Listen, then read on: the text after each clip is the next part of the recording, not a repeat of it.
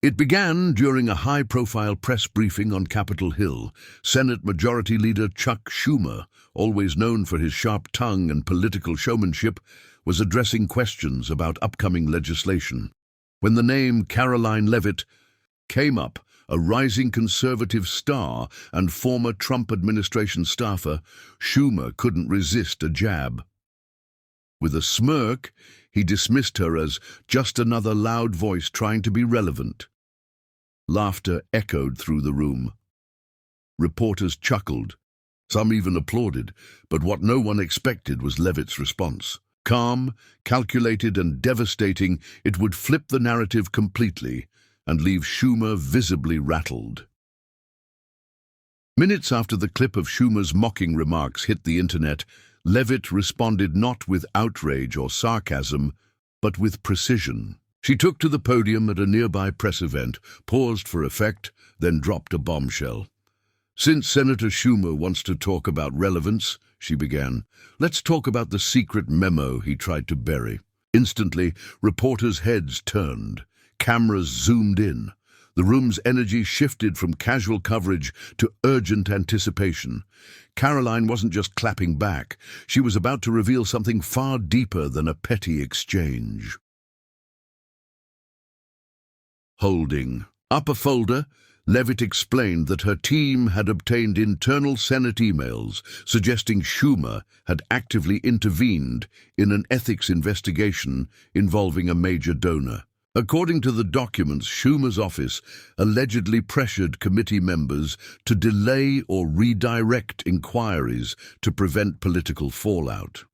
"If we're talking about voices that matter," she said, "maybe mine is inconvenient because I'm telling the truth." The media began tweeting in real time.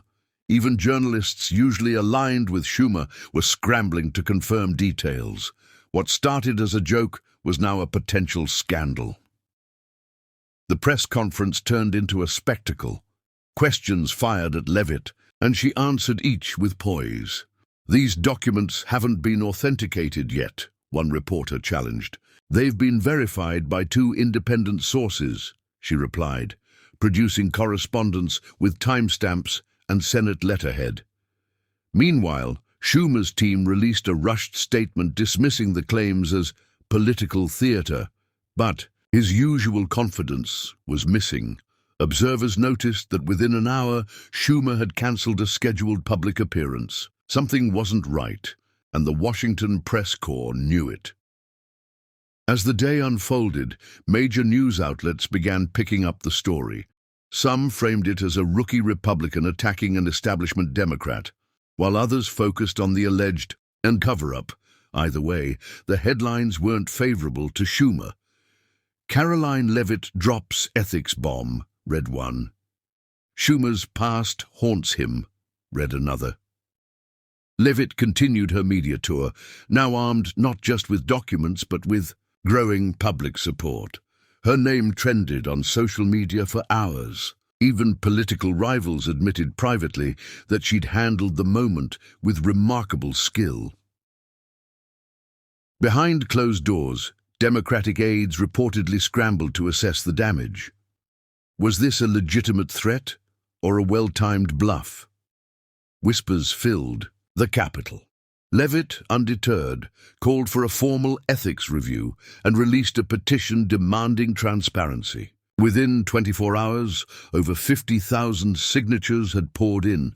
Senate leadership went into defensive mode, trying to discredit the sources of her allegations.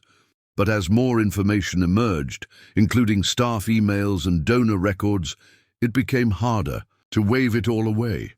Schumer's mockery had opened a door he likely wished he'd kept shut. Leavitt didn't stop there. In a subsequent interview, she revealed this wasn't the only file her team had reviewed. "We're just getting started," she said calmly. Her tone wasn't angry, it was confident, almost surgical. The Republican base celebrated, of course, but so did a surprising number of independents. People weren't just reacting to the scandal, they were reacting to her composure, her facts, and the clear contrast with Schumer's initial arrogance. A political underdog had not only held her ground, she had shifted it.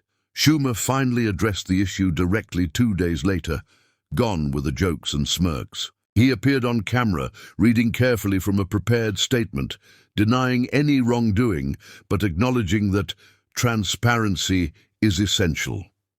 It was a calculated attempt to move forward, but the damage had already been done. Leavitt had exposed more than a political misstep. She'd exposed a cultural divide between old guard elites and a new generation unafraid to challenge them. And that divide was becoming harder to ignore.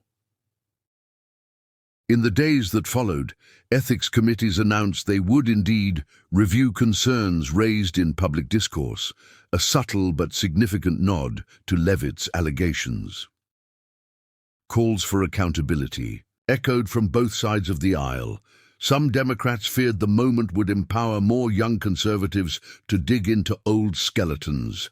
Meanwhile, Leavitt remained poised, stating she wasn't driven by revenge, but by principle. "Mockery doesn't scare me," she said during a town hall.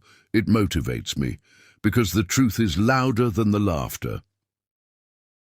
What started as a cheap laugh at a press event turned into one of the most talked-about political showdowns of the year.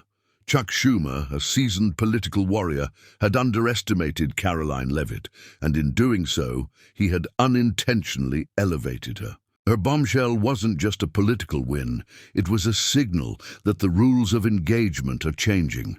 Mockery, once a powerful tool in politics, now risks being met with facts, evidence, and bold defiance. And in this case, the punchline backfired, leaving the room quiet and the truth ringing louder than ever.